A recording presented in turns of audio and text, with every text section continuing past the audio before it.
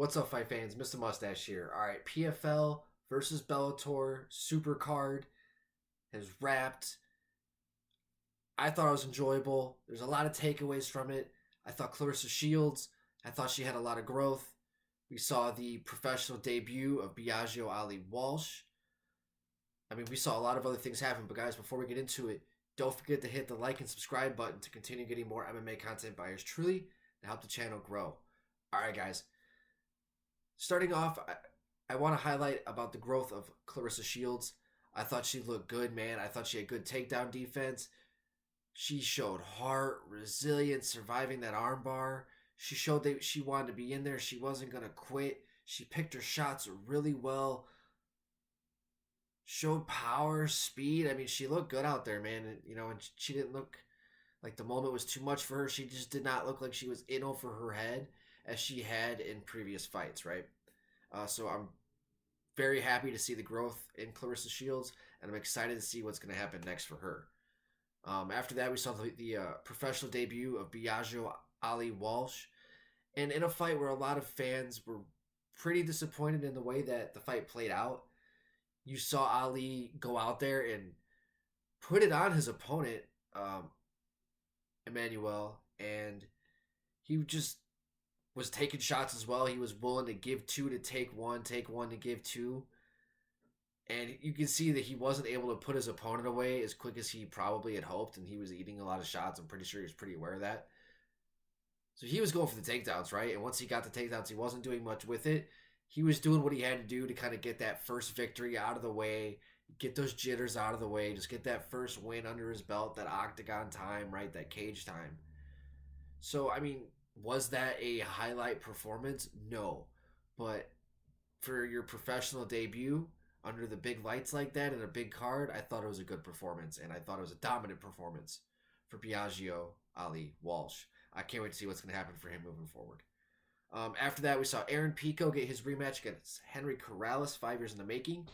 And the big takeaway in this fight, man, the prospect of Aaron Pico is no more, and the now title contender of Aaron Pico has arrived here at the PFL and Bellator promotions. I'm not sure how these things are going to happen moving forward, right? With Henry Corrales, 37, 38 years old. Obviously, he's now past his prime, so props to him for giving Pico this rematch. Huge respect for that, especially knowing that times are different now. But nonetheless, dominant performance by Aaron Pico. Just did whatever he wanted to do with Henry in there. I can't wait to see what's going to happen with Pico moving forward as a title contender. I don't know what's going to happen with PFL or Bellator. You know what I mean? After that, we have AJ McKee defeating Clay Collard. A minute. Just went out there, struck with him a little bit, and showed Clay did not budge at all. So AJ's like, all right, let's take this to the fucking ground, and subbed him right away. I forgot what the first submission it was that he threw out there first. I think it was just a guillotine, or it might have been an arm triangle. I'm not sure, but as Clay was getting out of it, he switched up to an armbar, and bam, that was it. It was over. And again, my biggest takeaway here with AJ McKee is UFC ready, dude. What are you doing? At this point, it's now you're just wasting your career away if you want to prove out there that you're the best. Because you're that good. You are running through your opposition. Yeah, you've had some tough fights here and there as you've grown, but at this point, it's what else are you doing here? You basically just took out your biggest threat over at PFL. What you've already done at Bellator, you've already run through everybody there at Bellator. Really, I'm not sure what's going on with his contract, how many fights he has left, but I'd love to see AJ do what he does over at the UFC. I just love to see him fight against the best of the best, especially at lightweight, especially what we got going on at lightweight at the UFC.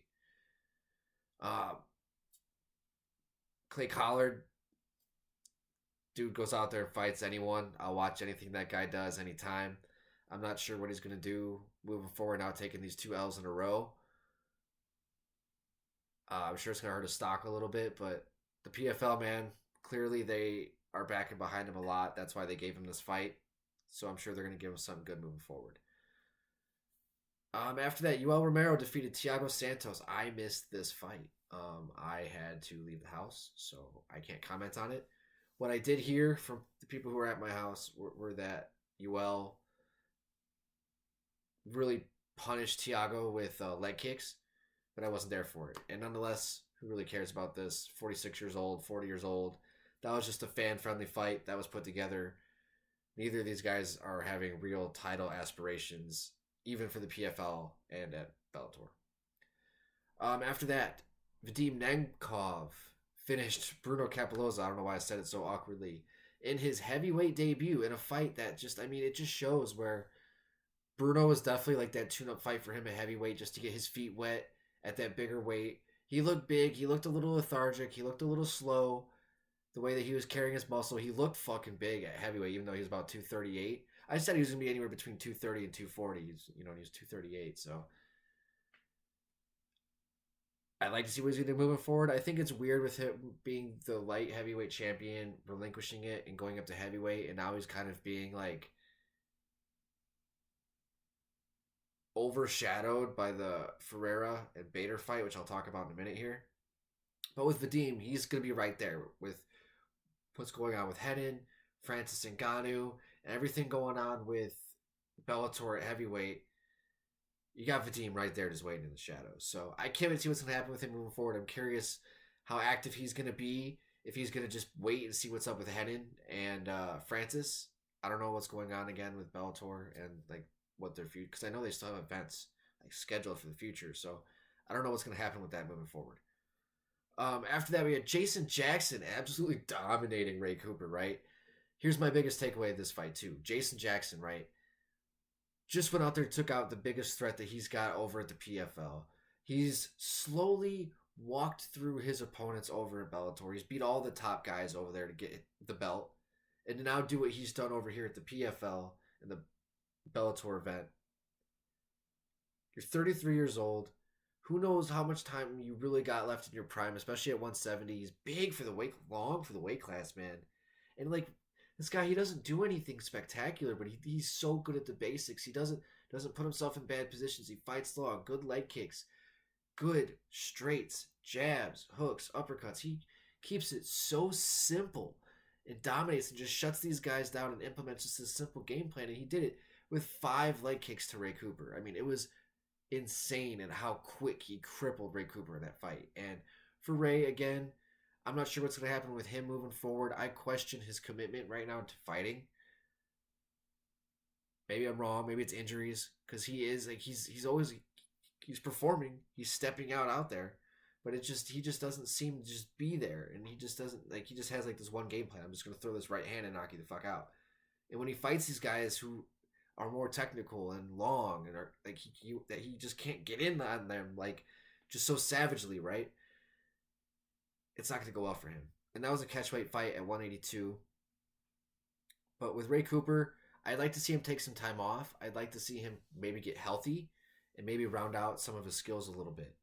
Jason Jackson, again, just like with AJ McKee, I'd like to see Jason Jackson in the UFC. I'd like to see what he can do at welterweight. I think that he can mix things up with what's going on in the UFC at welterweight, because you got Venom Page in there, you got Kevin Holland in there, you got all these things going on. Jack Della Maddalena, Sean Brady. I mean, what's going on in the welterweight division in the UFC is pretty wild. So to see Jason Jackson maybe get thrown into the mix with that, pretty interesting. After that co-main event, Johnny England defeated Impa Kasanganay by split decision. Dude, and that fight was back and forth. The first round I don't remember so well. I think I remember Eblin like edging it out. I'm not really sure. But I think it was that second round where Impa just dropped him, man, and just punished him, dominated, and you thought, oh man, Impa's gonna be the new champ, like Johnny Eblin, like who had been looking like this undefeated world beater at the time. You saw the chink in the armor, but then you saw the heart, the chin, the resilience, that championship spirit of Johnny Eblin take over. He's able to survive and kind of implement his will, implement his game plan. And I thought that was really impressive as well. He went out there, grinded out a really hard-earned victory. I thought if the fight went either way, I probably would. I would not be upset if Impa went out there and got the victory as well. Nonetheless, that was my fight of the night. Like when it comes to fight of the night, I thought those guys really put on a phenomenal fight for the fans. I mean, just Impa, his stock rose even in defeat. Johnny Eblin, not as much because like he was this guy who almost like had like this aura around him, and I think Impa kind of took that a little bit from him. So even yeah, his stock might have rose a little bit, but now there's like this chink in the armor that a lot of people can see. But nonetheless, big win for Johnny Eblin, right? Congratulations. All right, guys. Last but not least, Renan Ferreira defeated Ryan Bader via 21 seconds in the very first round in a fight that seemed damn near unfair. The sweepstakes to fight Francis Ngannou is over. Renan Ferreira's going to get that fight. The 6'8" heavyweight behemoth went out there and just he just like touched Bader and like that was it. Like he just went back and bam, just countered him. That's all she wrote, you know. And for Renan, obviously he's getting that Francis Ngannou fight. Happy for him. Big fight. He's got a puncher's chance. Size alone, reach alone, 85-inch reach, 6'8". He's gonna have some size on Francis for sure. It's not like he's not gonna have a puncher's chance at heavyweight, but you know, obviously, I got Francis winning by domination. I think he'll be able to do whatever he wants if he wants to wrestle. I think he'll just go out there and take it to the ground and just implement his will and kind of take the fight wherever he wants to take it. As for Ryan Bader, I mean, nobody would be mad if you retired, man. Nobody would be mad if you stayed. You know, I think the title contendership days for Ryan Bader are over. It's kind of weird because it seems like yesterday that he just signed with Bellator and he was kind of like that guy leaving the UFC to like test out the other waters, get that other big paycheck with Scott Coker went over there. And now to see that he's like the 40-year-old guy, it's just kind of strange to see how time goes, you know, like a blink of an eye. I'd hate to see Bader retire, but I do think his title days are done for sure. But that's going to do it for the breakdown of the PFL Bellator card, guys. I'd love to hear your guys' thoughts. I thought it was a pretty good card nonetheless. Wasn't an absolute banger, but I thought it was a pretty good card. And also another one of my takeaways here too. I mean, really, after it's all said and done, UFC is king. Great event, great card, but the the championship pay-per-view card did not stack up against UFC Mexico. Like, I thought UFC Mexico was a better card than the PFL Bellator championship card. And that's no disrespect, but it just goes to show, man, UFC, they really are king at absolutely everything. Production, talent, commentating, it's fucking everything, man. All right, guys, that's going to do it for today, guys. Please don't forget to hit the like and subscribe button to continue getting more MMA content by yours truly. Help the channel grow. Mr. Mustache, MMA News out. Let's fucking go, fight fans.